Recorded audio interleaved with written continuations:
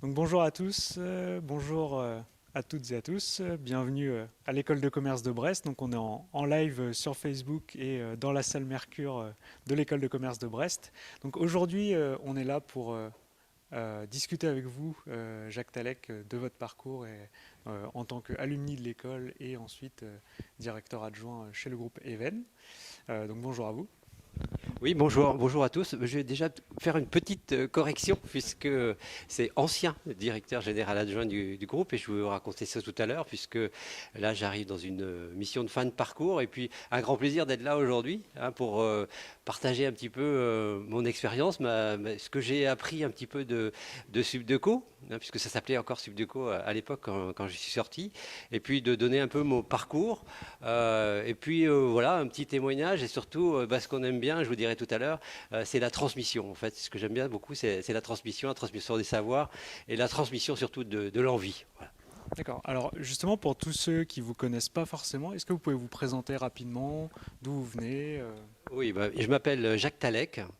Talec, donc c'est un petit peu comme Stéphane, c'est un nom tout à fait breton, tout à fait local. Donc je suis originaire de l'Esnevin, donc j'ai pas beaucoup bougé. Vous allez voir, j'ai pas beaucoup bougé puisque je suis venu de l'Esnevin, je suis venu à Brest, donc j'ai fait prépa plus Subdeco ici.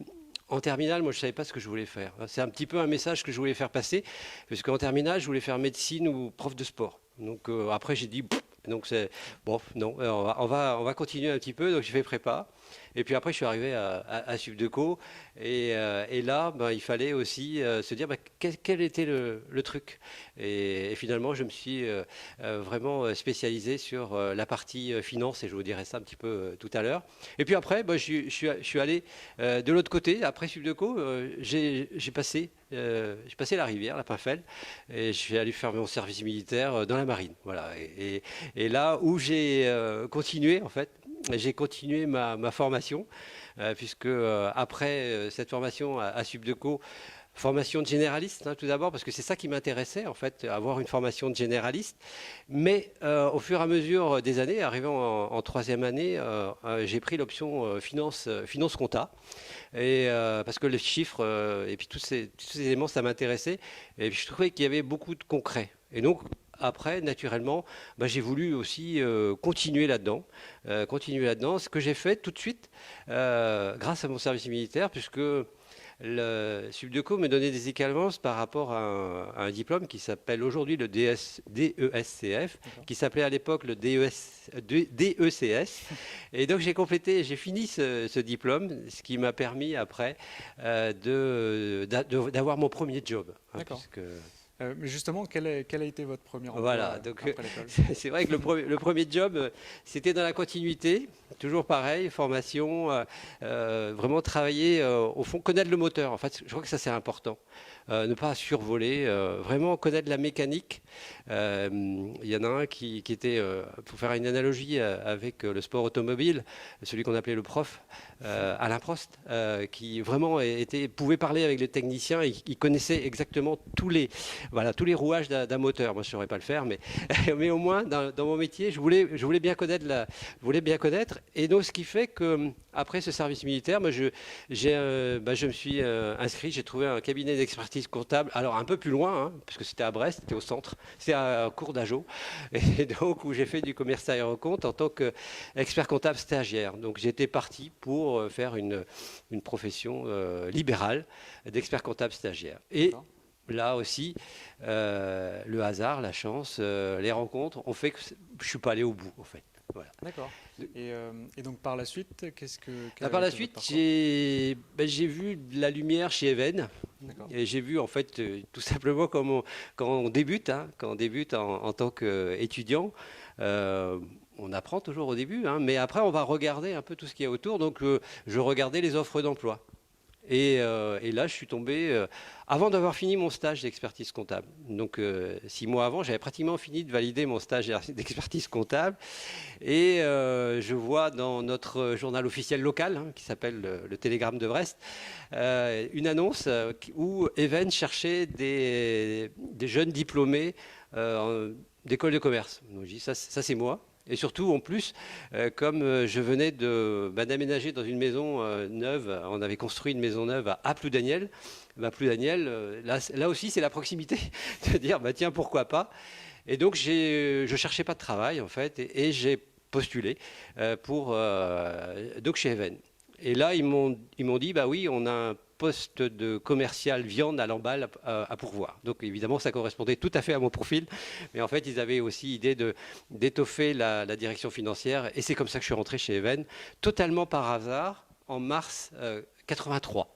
Mars 83, donc ça va faire bientôt 38 ans. Voilà, donc c'est ça mon arrivée chez Even et après un parcours, je ne les ai pas vus passer ces 38 années chez Even en fait. Hein.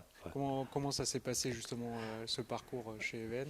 Comment Voilà. vous avez grimpé les échelons? Oui, en fait, déjà ce qui m'intéressait beaucoup, c'est sûr que quand je suis arrivé chez Even, j'ai regardé un peu ce que c'était cette entreprise quand même avant, même si je la connais depuis que je suis tout petit, hein, puisque comme je suis originaire de l'Esnevin, la laiterie, comme on dit dans la région, c'était vraiment une entreprise très connue, très respectée. Et ce qui m'a intéressé beaucoup chez Even, c'est le sens de l'entreprise. Je pense qu'aujourd'hui, on parle beaucoup, hein, mais du sens de ce qu'on fait, vraiment pourquoi on le fait. Et là, ce qui m'a intéressé beaucoup, c'est le statut de l'entreprise. L'entreprise, c'est une coopérative. Une coopérative, il n'y a rien de plus moderne aujourd'hui qu'une coopérative, puisqu'elle a l'objectif de l'entreprise par rapport à la région, par rapport aux producteurs laitiers, par rapport aux salariés, par rapport à ce développement régional, il y a tout ça. Et puis, on transforme un produit qui vient de la terre.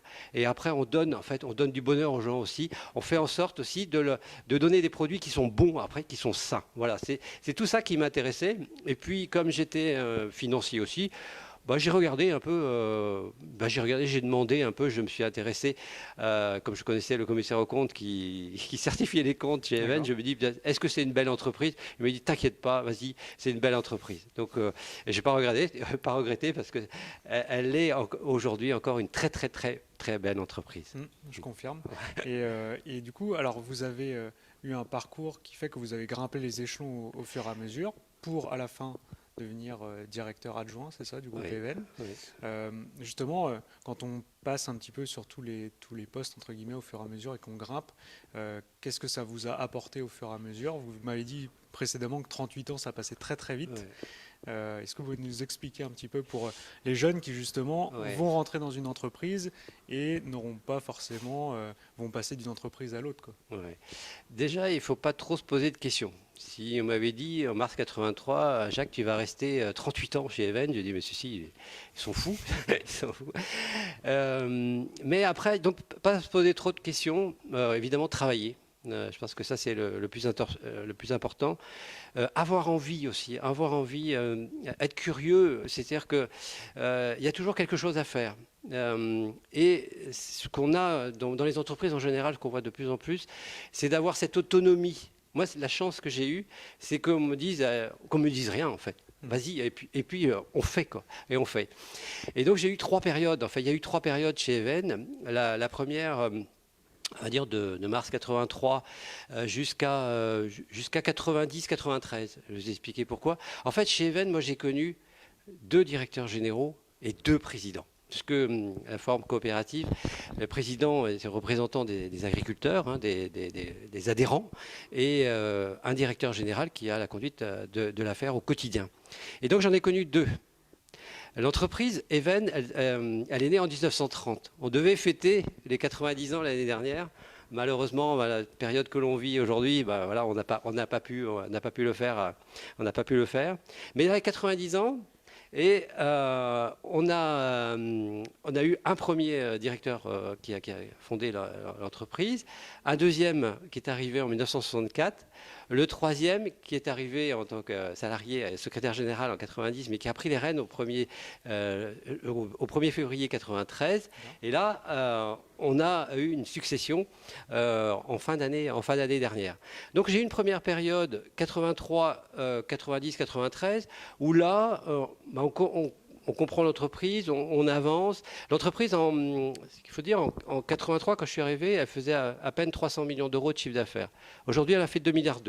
Voilà, donc il n'y avait pas 2000 salariés, il y en a 6500 aujourd'hui, donc c'est plus la même entreprise. Il s'est passé plein de choses, c'est pour ça aussi que c'est passionnant. Mais cette première partie, c'était la découverte, faire en sorte aussi, assez rapidement, j'ai pu travailler avec le directeur général qui était arrivé en 64, hein, qui est arrivé aussi sur une particularité, c'est qu'à la fois François Dubois ou Christian Couillot, ils sont arrivés très jeunes dans l'entreprise aussi.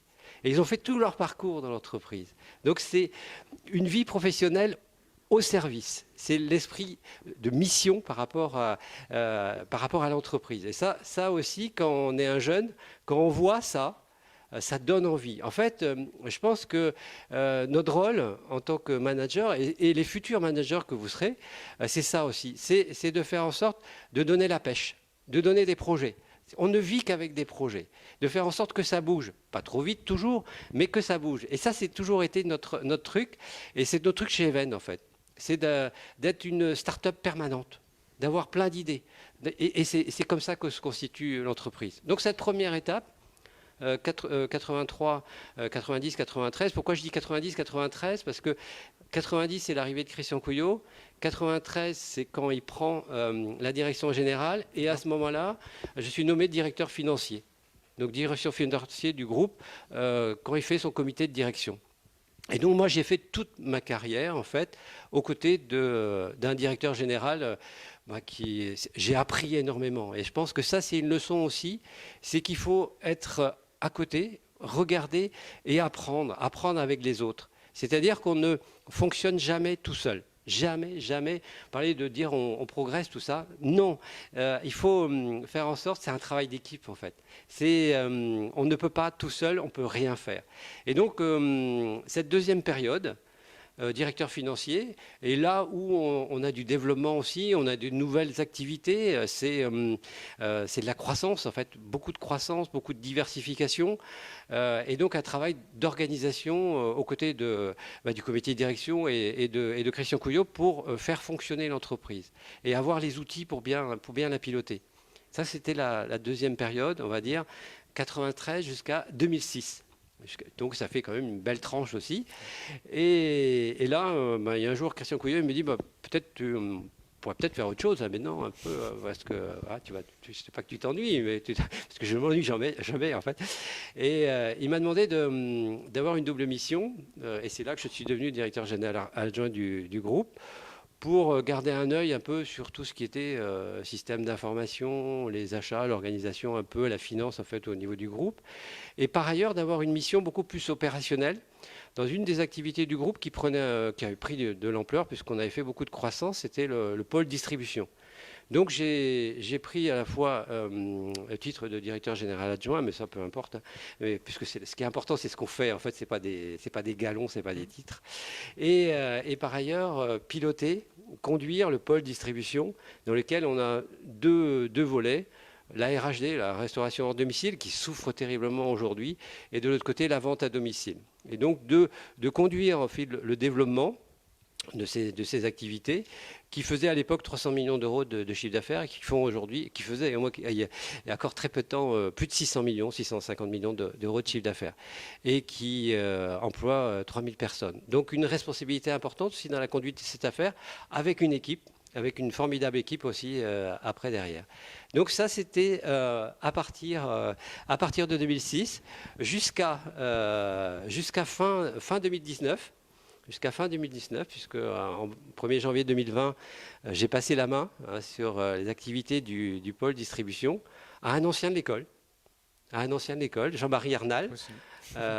Donc une grande fierté aussi de passer la main à un jeune, il a 40 ans, et un peu plus de 40 ans là maintenant, tout petit peu plus de 40 ans, très dynamique.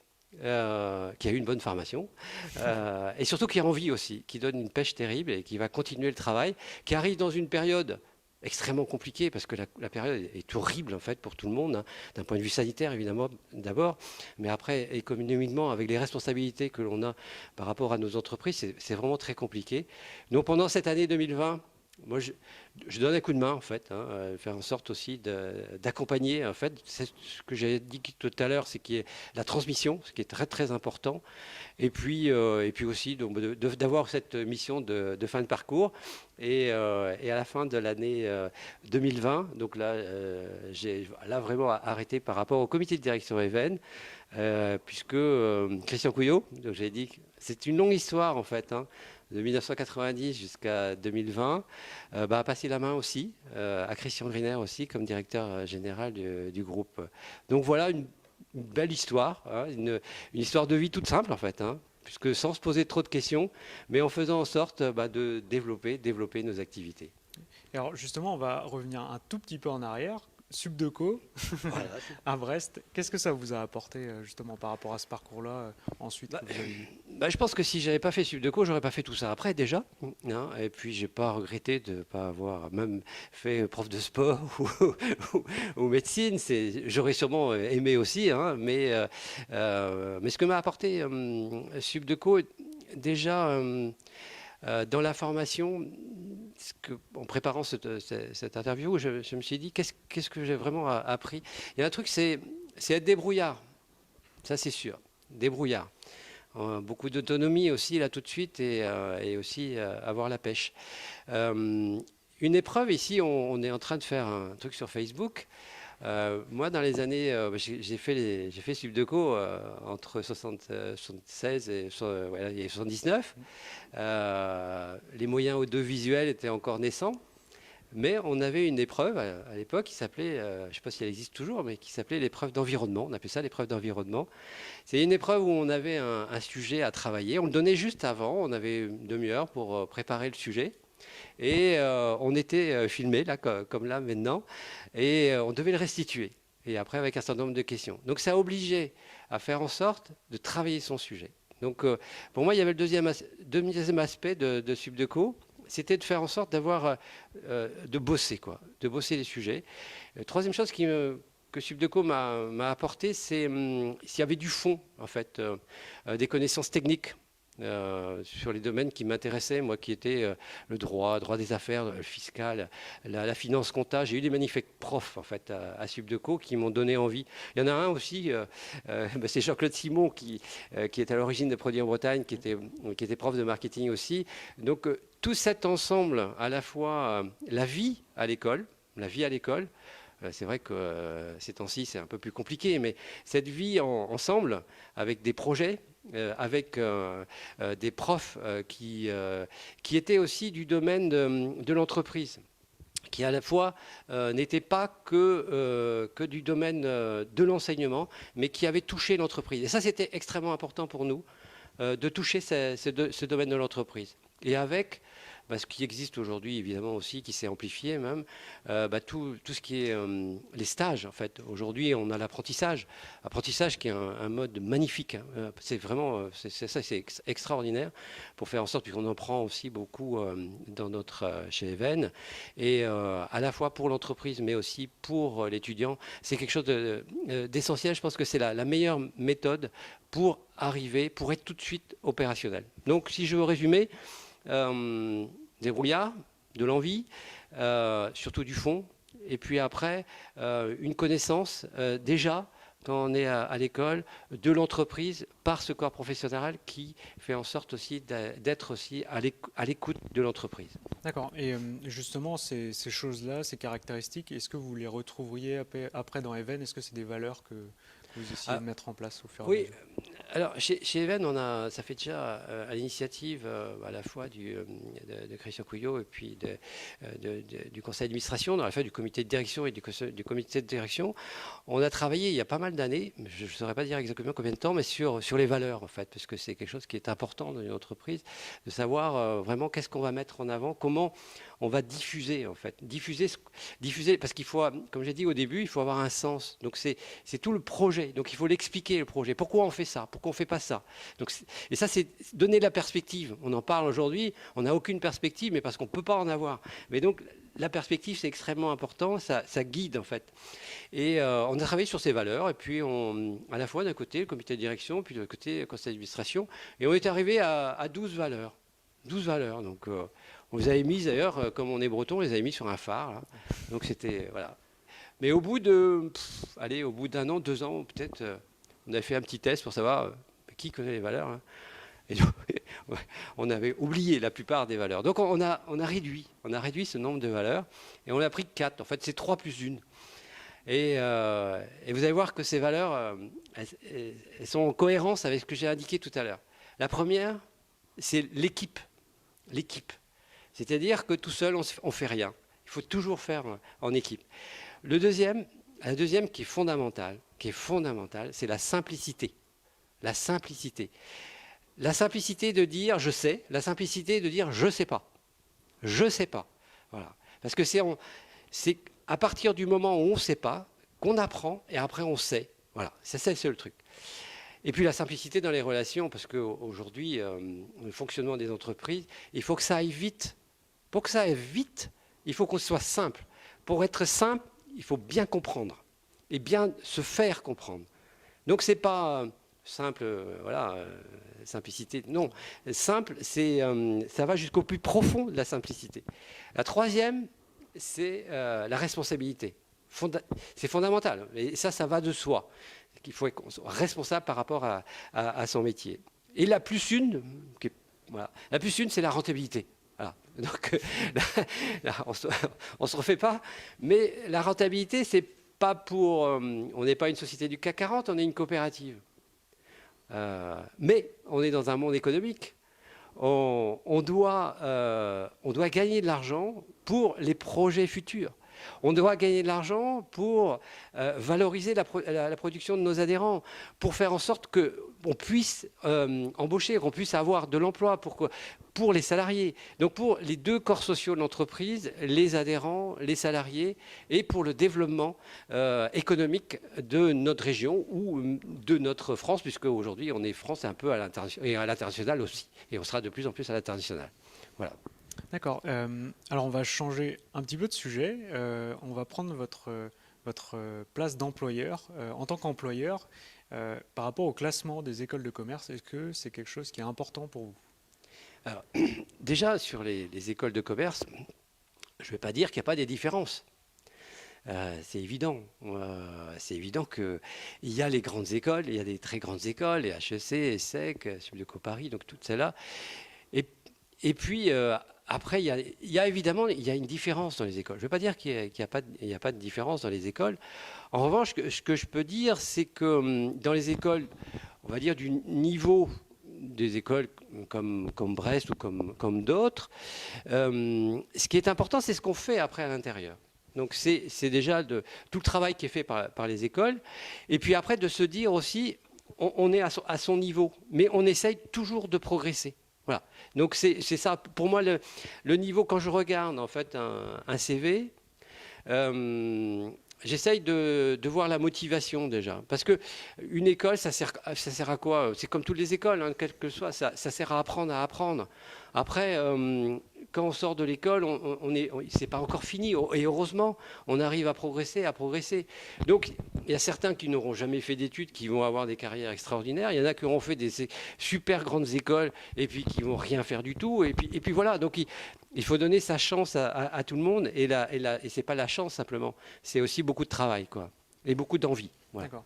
Et justement, par rapport au cursus des étudiants en école de commerce, alors vous avez parlé de spécialisation en fin de parcours tout à l'heure. Est-ce que vous privilégiez des étudiants qui prennent plutôt des formations généralistes ou plutôt qui sont spécialisés?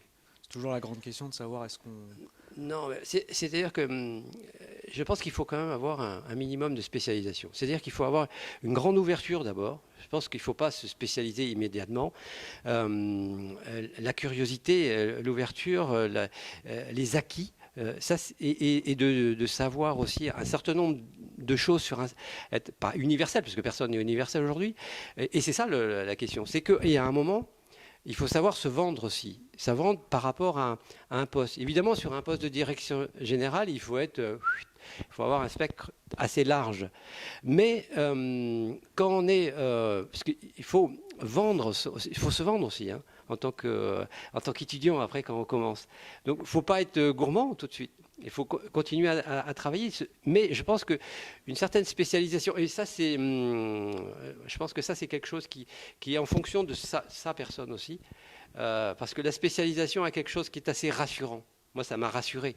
En fait, si je voulais continuer à travailler le sujet, c'est pour me dire, j'ai envie d'être performant. Donc, si je veux être performant, il faut que je sois à l'aise. Voilà, c'est tout. Donc, pour moi, la spécialisation est assez importante.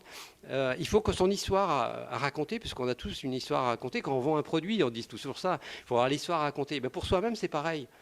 Donc, il faut se vendre et il faut avoir oui, il faut avoir un certain nombre d'acquis et une spécialisation pour moi. Mais voilà, c'est un avis qui est, qui est tout à fait personnel. Tout à fait. Alors, par rapport à ça, est-ce que vous auriez un conseil à donner aux étudiants ou aux futurs étudiants de l'école de commerce de Brest? Oui, le conseil, c'est de dire que il faut y aller, quoi. Il faut y aller. Faut pas aller dans tous les sens. Il faut avoir une certaine ligne. Il ne faut pas se poser trop de questions. Et puis, moi, comme j'ai dit tout à l'heure, je fais beaucoup de sport. J'essaye d'en faire toujours un peu quand même aussi. Il y a un truc qu'il faut, et ça, il y en a qui vont sourire, mais ceux qui me connaissent bien, il faut courir relâché. Il faut courir relâché. C'est-à-dire qu'il ne faut jamais se crisper. Parce que c'est-à-dire que quelqu'un qui veut... je raconte souvent une anecdote, puisque je me suis occupé d'enfants d'athlétisme, en fait. Je fais un petit peu de promo aussi pour l'athlétisme au passage, qui est un sport magnifique. Et c'est vrai qu'on fait courir des jeunes sur 20 mètres. On dit, vas-y à fond, là. Poum. Donc, crac, on les chronomètre. Donc, ils vont comme des dératés, là, sauf qu'ils vont un peu n'importe comment. Alors maintenant, on va refaire un autre, on va refaire un deuxième 20 mètres, mais là, tu remets dans ta tête ce que je t'ai appris. C'est-à-dire, tu te places, tu placer le bassin, tout ça, je ne vais pas faire les cours d'athlé, mais tu te places. Et là, mais tu es relâché, donc tu ne vas pas comme un dératé. On reprend les temps, eh bien, allez, 80%, 90%, va plus vite. Va plus vite parce que c'est ça qui est important. Donc c'est être relâché, mais relâché, ça ne veut pas dire désuni. C'est je suis concentré, je vais et je me fixer des objectifs. Moi, je ne me suis jamais fixé des objectifs. Hein, ça, c'est clair. Bon, donc je pense qu'il faut y aller. Il faut se dire, quand je vais au boulot le matin, je ne vais pas à reculons, quoi. Je sais que je vais accomplir, je vais faire un truc qui va me plaire. Et puis, je ne vais pas faire que pour aujourd'hui. Je vais faire pour demain, pour après-demain. Mais pas faire des plans sur la comète non plus. Un plan de carrière, se dire... Bon. Mais il y a un moment aussi, il faut prendre des risques. C'est-à-dire que si on n'est plus bien dans ce qu'on fait, je pense qu'il faut aussi prendre le risque d'aller voir ailleurs. Ça, c'est clair aussi. Moi, je suis resté 38 ans dans la même entreprise. C'est parce que je n'ai pas eu besoin de le faire. J'ai pas eu la nécessité. J'ai toujours vraiment aimé ce que même si c'est un petit peu comme certains navigateurs là qui arrivent, qui disent vous croyez que c'est les bisounours chez nous? Non, c'est très dur. Donc on vous raconte une histoire, mais derrière il y a des difficultés. Évidemment, dans une carrière, on a eu énormément de difficultés, mais au bout du bout, on retient que les bons moments. Donc se dire, il faut y aller. Si jamais ça ne va pas dans un truc, il ne faut pas hésiter à changer. Et c'est parce que vous avez une formation aussi un petit peu de généraliste que vous avez une capacité à vous adapter. Donc c'est la capacité d'adaptation au monde qui nous entoure. Et Dieu sait si le monde qui nous entoure, il change de plus en plus vite. Et donc il faut pédaler de plus en plus vite, quoi. Exactement. Je vous remercie, Monsieur Talek, d'être venu partager un petit peu votre expérience et d'être venu à l'école de commerce de Brest. Vous avez peut-être un dernier mot? Non, mais c'était un plaisir pour moi parce que c'est vrai que au moment où j'en suis dans ma carrière, de dire on essaye de transmettre. Donc maintenant, je vais avoir un peu plus de temps. Et c'est ce que je vais essayer de continuer à faire. Je ne sais pas encore comment, donc avis aux amateurs. Mais en tout cas, j'ai toujours envie, en fait, c'est ça qui est bien. J'ai toujours envie de partager, envie de faire des choses. Et ce n'est pas parce que ma carrière est terminée qu'on va s'arrêter là. Et je pense qu'à tout âge, c'est pareil. Il faut avoir la pêche. Voilà ce que je voudrais dire. Merci à vous. Merci. Je vous remercie d'avoir regardé le live. Je vous remercie aussi les personnes qui sont dans la salle pour regarder cette conférence. N'hésitez pas en tout cas à aller voir les infos de l'école directement sur le site internet ou même sur les différents réseaux sociaux de l'école, Instagram, Facebook. N'hésitez pas à laisser des commentaires, on sera là pour y répondre et on vous dit à la prochaine.